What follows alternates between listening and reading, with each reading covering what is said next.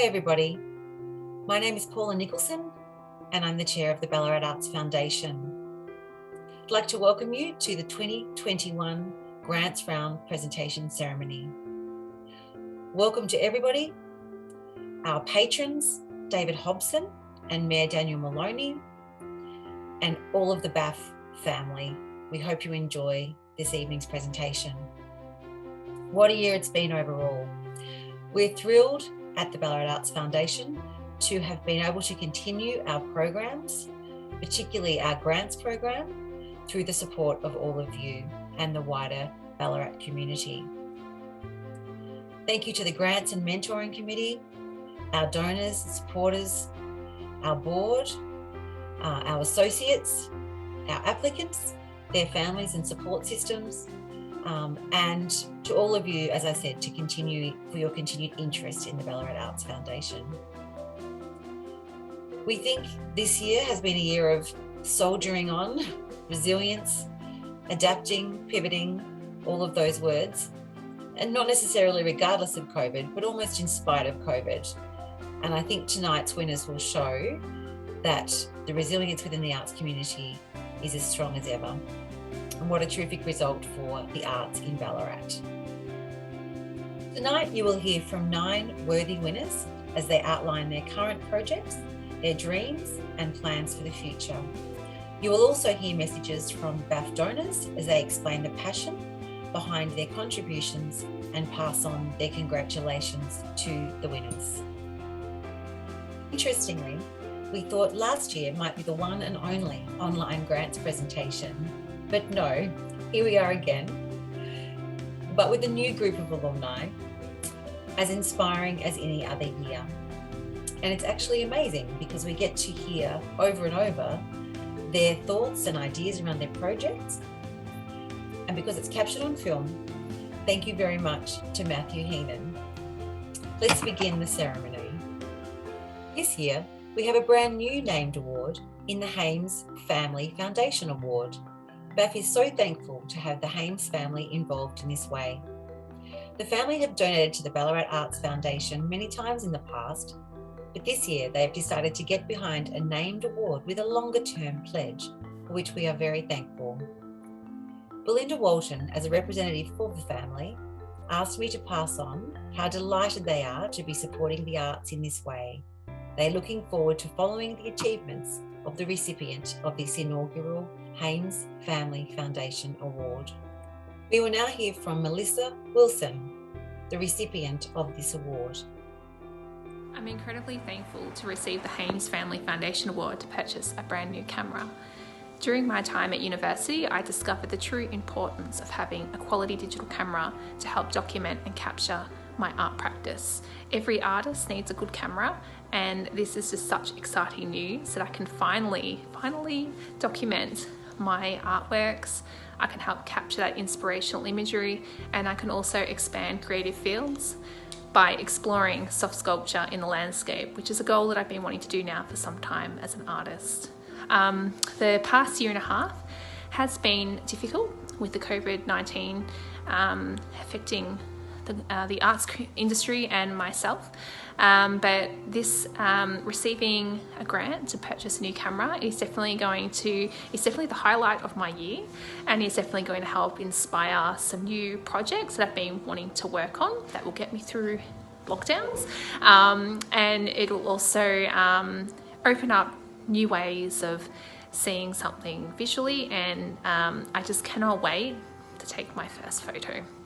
Thank you so much. I am incredibly thankful. Thanks. We continue now with the winner of the Jack Anderson Award for Filmmaking, who will bring the works of Gothic literature master Edgar Allan Poe to life using theatre performance and visual and audio multimedia. We will hear first from Sharon O'Shea, who represents the Anderson family, then from Olivia French, the recipient. Immediately following Olivia, we will hear from Sarah Hart, an artist and teacher who will produce print and stencil making workshops. She is the winner of a BAF award. Congratulations, Sarah. Good evening all. My name is Sharon O'Shea and I am pleased to have been asked to say a few words tonight on behalf of the Anderson family. Firstly, it is very pleasing to actually have something to celebrate in these difficult times. Our involvement with BAF commenced when we came across our dad's substantial and historically valuable collection of 16mm films, which we donated to ACME. It was at this time that we became aware of the Ballarat Arts Foundation and the support the organisation provides to emerging artists in Ballarat. We felt that the best way to honour Dad's love of all things film and to ensure that his legacy lived on was by funding the Jack Anderson Award. I would like to congratulate you, Olivia, on being this year's recipient. I trust that the funds you receive will provide assistance to enable you to see your vision of Edgar Allan Poe's works brought to life through the medium of film. Sincere congratulations to you and to all tonight's recipients. Thank you. Hello, my name is Olivia French. My pronouns are she, her. I live on Wadawurrung country, and I am the grateful recipient of the Jack Anderson Film Award from the Ballarat Arts Foundation. Thank you so much for this opportunity. My project is called Raven Mad, and it will explore the poetry and prose of American Gothic writer Edgar Allan Poe. I think I very first encountered Poe's works watching The Simpsons. It was their version of The Raven in a Treehouse of Horrors episode. I became properly acquainted with his writing in high school, but it wasn't until university that I really grew to love and appreciate his works. I've always loved how Poe explores the darker side of the human soul and psyche. He finds beauty in darkness. He's arguably the founder of detective fiction. He has this capacity to evoke mood through literary devices, language conventions. It's basically unparalleled. He is a wordsmith in the truest sense of the word. And with my project, I'm intending to share his incredible stories through auditory and visual mediums, incorporating the works of artists and actors to tell these stories in a variety of ways. I want to make Poe's works accessible and engaging, and I'm so grateful for the opportunity to do that and to share my love and hopefully inspire others to love these works like I do. This past year has been very challenging for so many, the past year and a half even. And I've been very lucky artistically to have worked on a number of projects in spite of, in some ways because of, the pandemic, including co-creating Ballarat National Theatre's Pride and Prejudice podcast. And currently I am co-directing Peter Pan, the podcast, which is a dramatised audiobook. I have learned so much in this time. I've learned so much about writing and script adaptation. I've learned tremendous amounts about directing, and I'm still very much learning.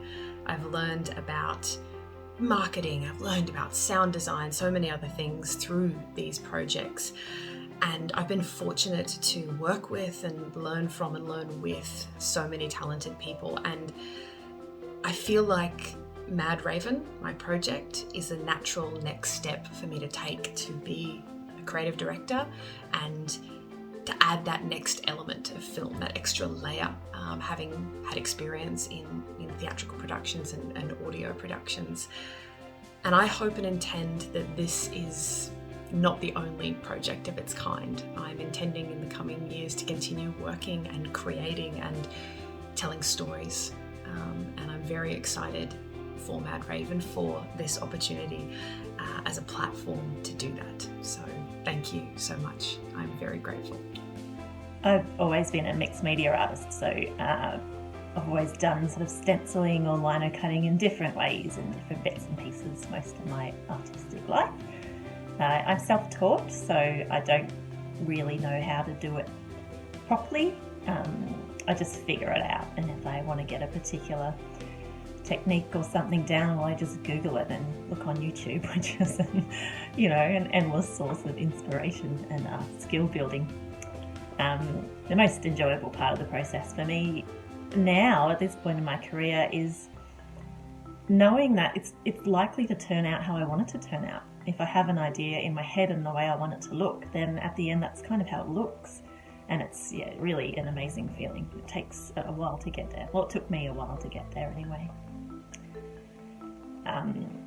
I'd like to do these workshops with people who might not be particularly interested in doing more mainstream workshops in printmaking or stenciling or mixed media work. I don't think it matters if you know really what you're doing, if you don't have technical skills, if you've never done it before. I think everyone has something to say, and I want to be able to help people to say it, really, and express some of their emotions, feelings, particularly about the last couple of years, through their work. Speaking of the last couple of years, definitely been a challenge artistically. I'm a parent, single parent to 2 small children, so the last couple of years have been challenging in every possible way.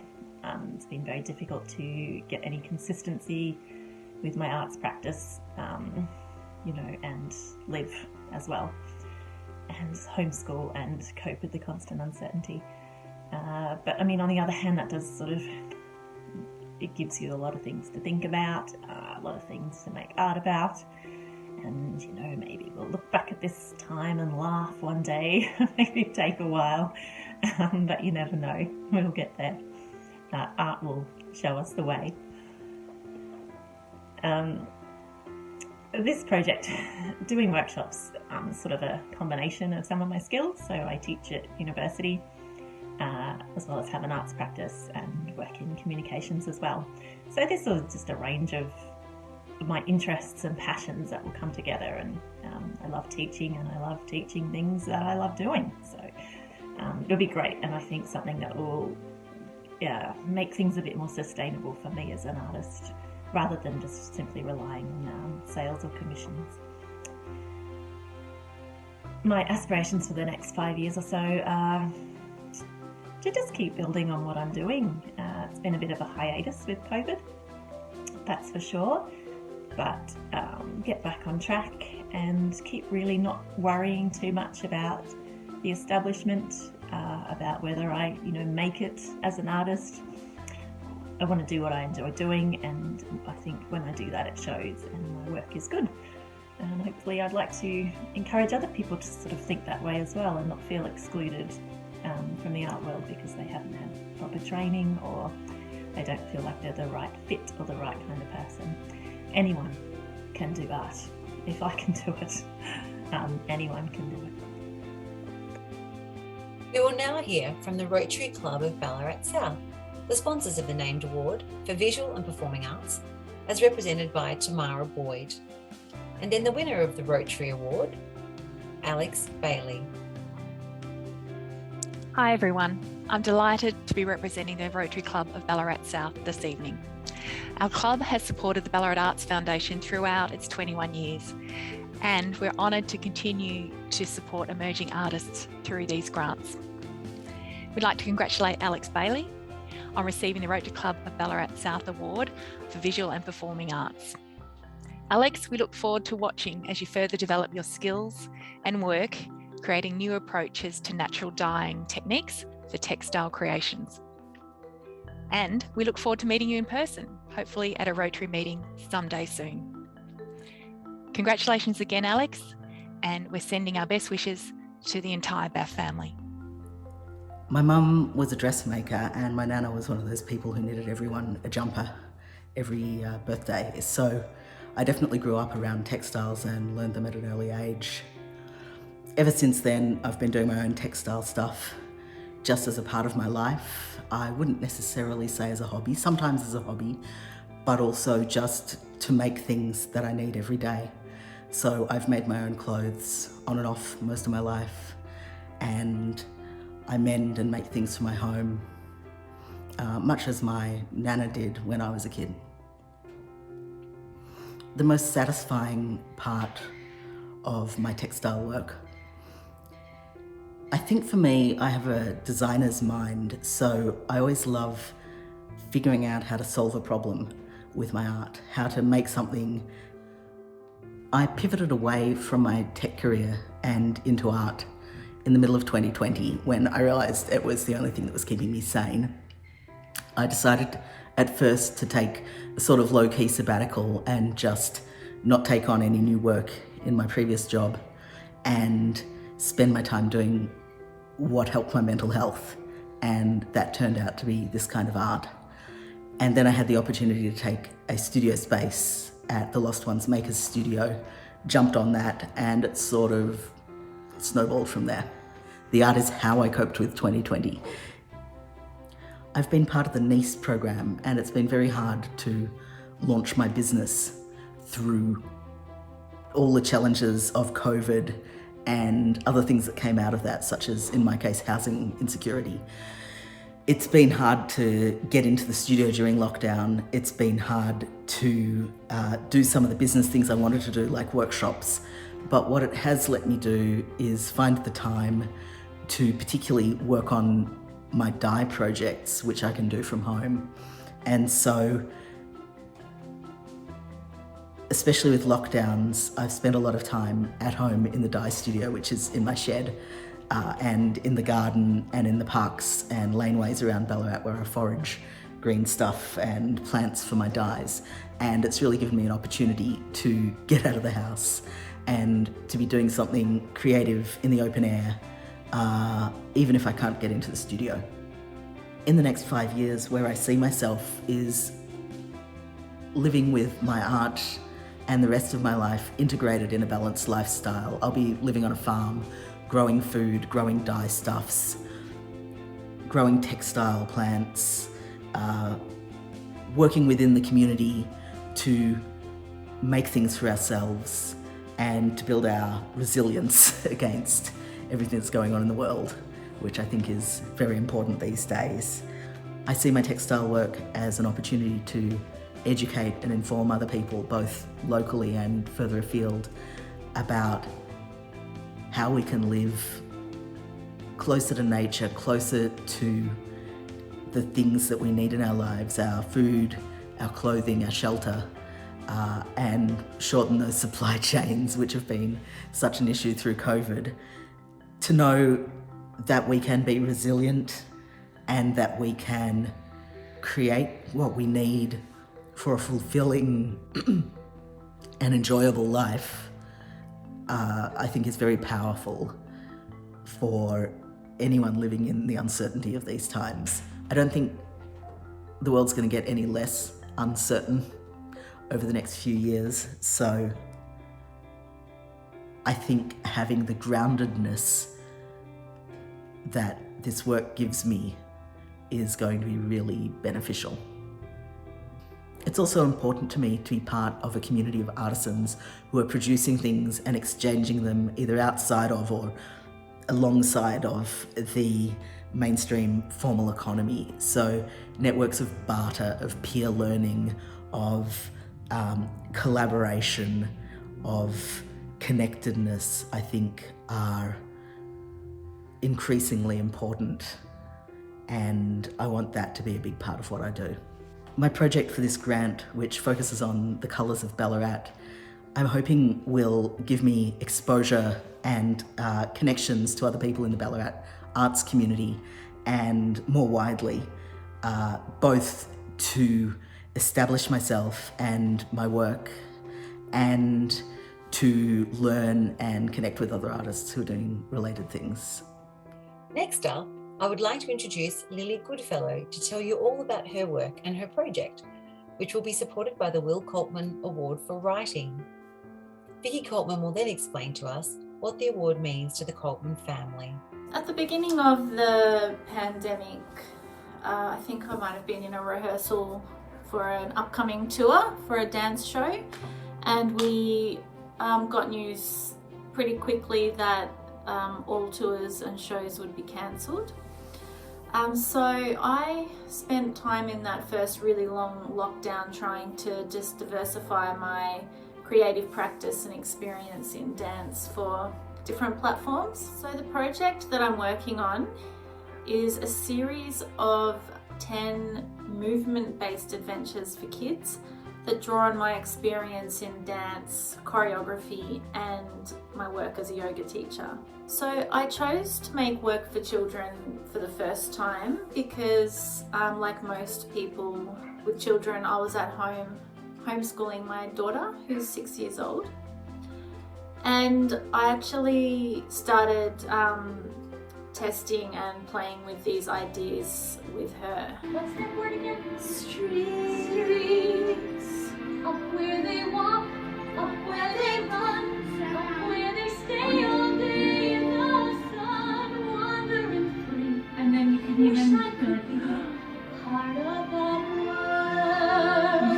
I created these adventures in the format of children's picture storybooks and scripts for either a YouTube or television show. And I sent these adventures to the incredible children's entertainer Justine Clark, and she's jumped on board and is producing this series in collaboration with Peter Dacent, who's the incredible pianist and composer from Play School.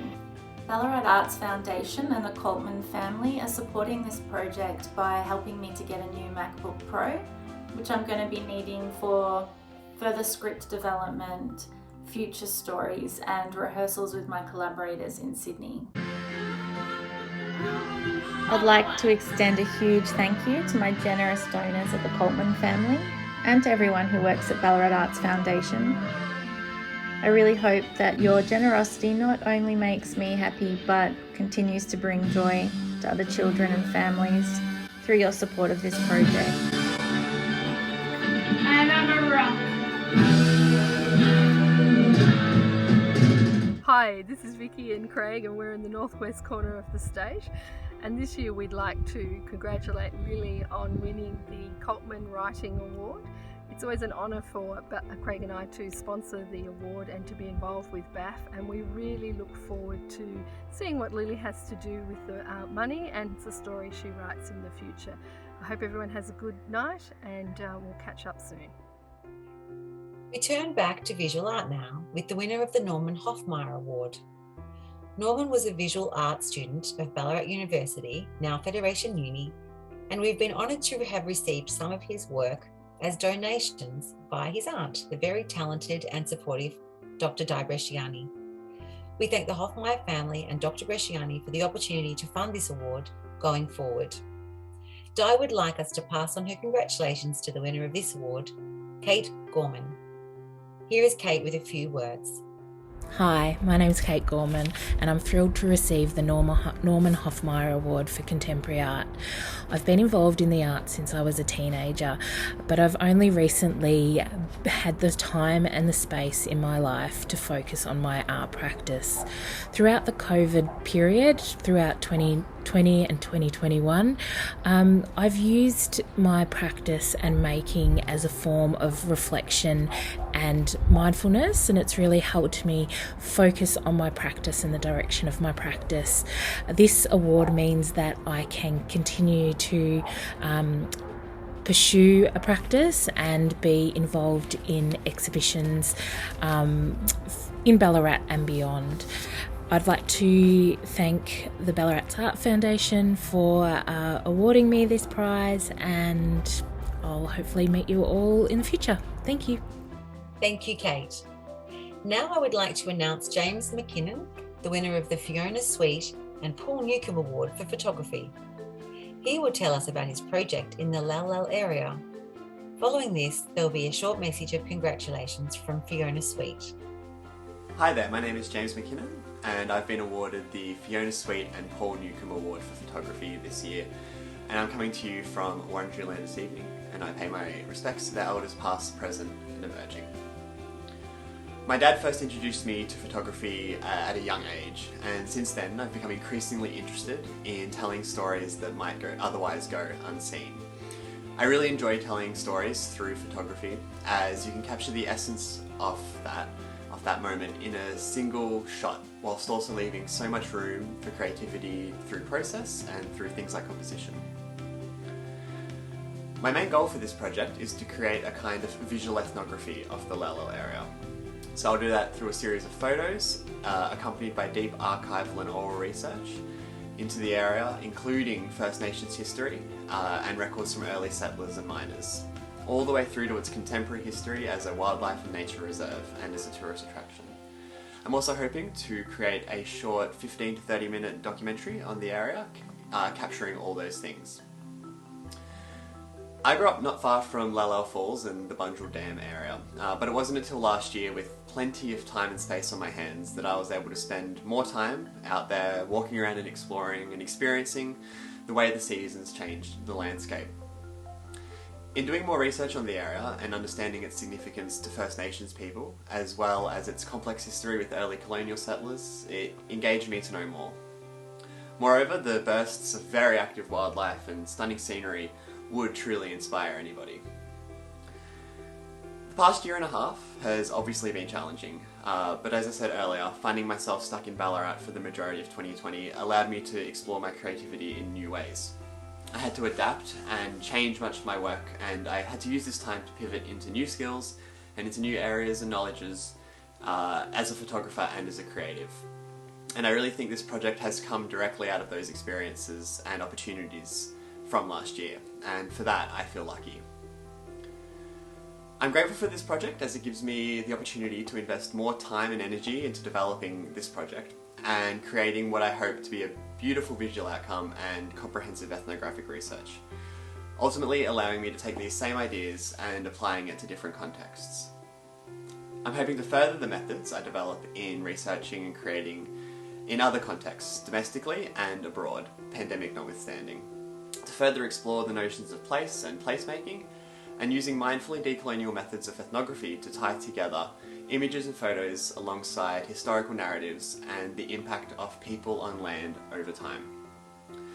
I'd like to thank the Ballarat Arts Foundation, particularly Fiona Sweet and Paul Newcombe, for this award and this opportunity. I'm looking forward to getting out there and getting started.